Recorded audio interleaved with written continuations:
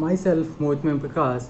आज हम चर्चा करेंगे, आज का टॉपिक है हमारा टीचिंग ऑफ बायोलॉजिकल साइंस पर। तो आज हम जो हमारा शिक्षण प्लान है उसका टॉपिक है श्रावी ऊतक।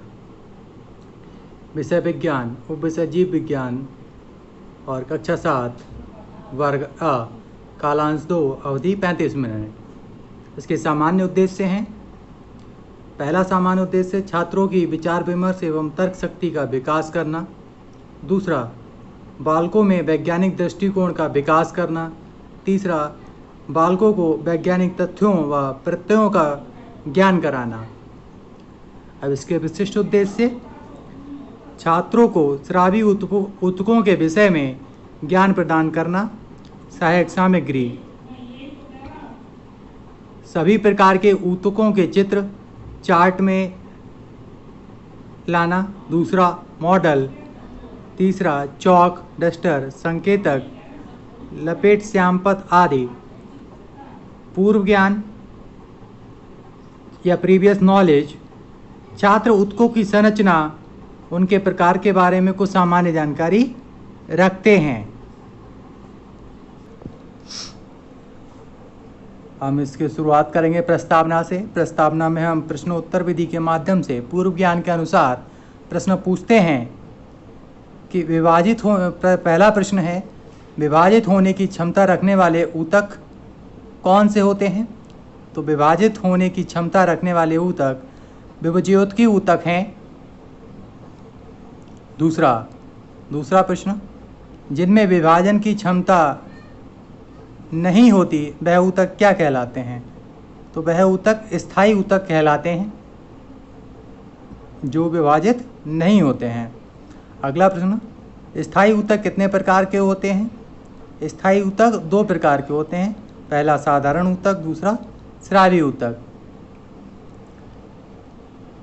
अगला प्रश्न, विभिन्न पदार्थों का स्राव किस ऊतक के द्वारा होता है? ये समस्यात्मक प्रश्न है, बच्चों को पता नहीं होता है, इसलिए उसका उत्तर स्पष्ट नहीं है। इसको छात्र अध्यापक कथन या उद्देश्य कथन कहेंगे। ये कथन विधि के द्वारा इसको क्लैरिफाई किया जाएगा। छात्रों, आज हम श्रावी ऊतकों के बारे में अध्ययन करेंगे और छात्र अध्यापक चित्र दिखाकर प्रश्नोत्तर से पाठ का विकास करेंगे। पहला पाठ है श्रावी ऊतक। तो उसको हम पूर्व ज्ञान प्रत्यक्ष मिनट के अनुसार प्रश्नोत्तर विधि के माध्यम से फिर से क्वेश्चन करेंगे। विकासात्मक प्रश्नों कि प्रभावी ऊतक, श्रावी ऊतक किसे कहते हैं? ऐसी कोशिकाओं का समूह जो विभिन्न पदार्थों का श्रावण करती हैं, श्रावी ऊतक कहलाती हैं। दूसरा प्रश्न, श्रावी ऊतक कितने प्रकार के होते हैं? श्रावी ऊतक 2 प्रकार के होते हैं, ग्रंथिल ऊतक और दूसरा रबर छीरी ऊतक। अगला प्रश्न, रबर छीरी ऊतक कहाँ पाया जाता है? छात्र निरुत्तर। छात्रों को इसका उत्तर नहीं पता, इसलिए छात्र उत्तर नहीं दे पाते हैं। तो छात्र अध्यापक कथन विधि के माध्यम से इसको क्लैरिफाई करेंगे। इस प्रकार के ऊतक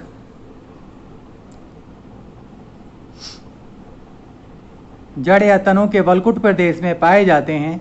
इनमें सफ़ेद, पीला या गाढ़ा या जलीय तरल रबर छीरी स्रावित होता है। छात्र ध्यानपूर्वक सुनेंगे और अपनी उत्तर पुस्तिका में नोट करेंगे।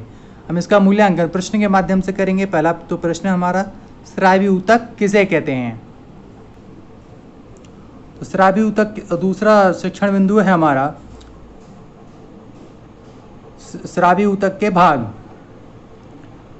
तो दूसरा श्रावी ऊतक के भाग हैं, जो उसमें पहला है रबर छीरी ऊतक। तो उसको उसका भी हम क्लैरिफाई प्रश्नोत्तर विधि के माध्यम से उसको निकालेंगे। और पहला प्रश्न, रबर छीरी ऊतक को कितने भागों में बांटा गया है? रबर छीरी ऊतक को 2 भागों में बांटा जाता है। पहला रबर छीरी कोशिकाएं और दूसरा रबर छीरी वाहिकाएं।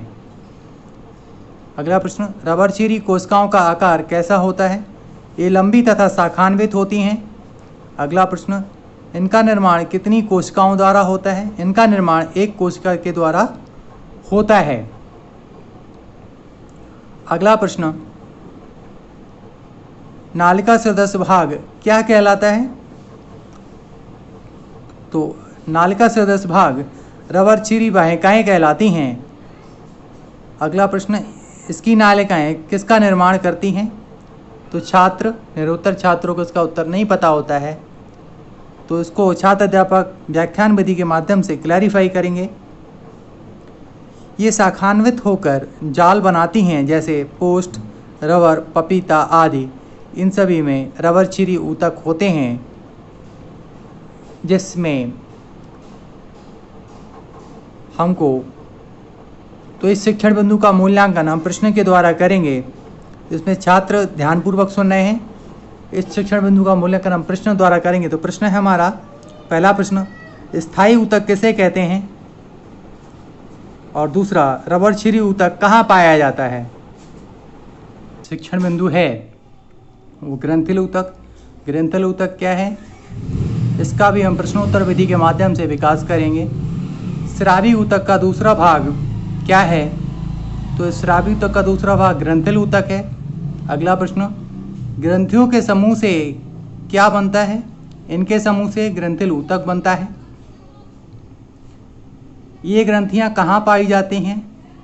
यह बाह्य त्वचा के ऊपर या शरीर के भीतरी भागों में पाई जाती हैं। अगला प्रश्न, ये किन पदार्थों का स्रावण करती हैं? ये म्यूसिलेज, गोंद, रॉल, मकरंद आदि का स्रावण करती हैं।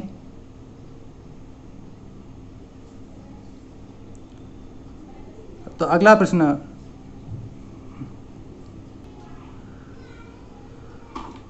तो रॉल तथा रेनिन का स्रावण किसमें होता है? छात्र निरुत्तर छात्रों को इसका पता नहीं होता है, तो छात्र अध्यापक कथन इसको व्याख्यान विधि के द्वारा क्लियर करेंगे। स्रावी ऊतक का दूसरा भाग ग्रंथिल ऊतक है। यह सभी जरूरत के पदार्थ स्रावित करता है, जैसे गोंद, म्यूसिलेज, रॉल, रेनिन आदि।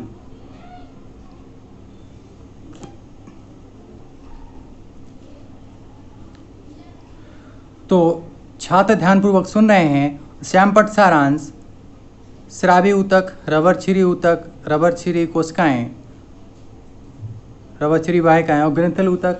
निरीक्षण कार्य, छात्र अध्यापक छात्रों को श्यामपट्ट कार्य उतारने का आदेश देगा और तथा स्वयं कक्षा में घूम घूम कर उनका निरीक्षण करते हुए लेखन संबंधी त्रुटियों का निराकरण करेगा। गृह कार्य, ये जो कि अभ्यास कार्य में आता है, स्रावी ऊतक कितने प्रकार के होते हैं? सचित्र वर्ण कीजिए।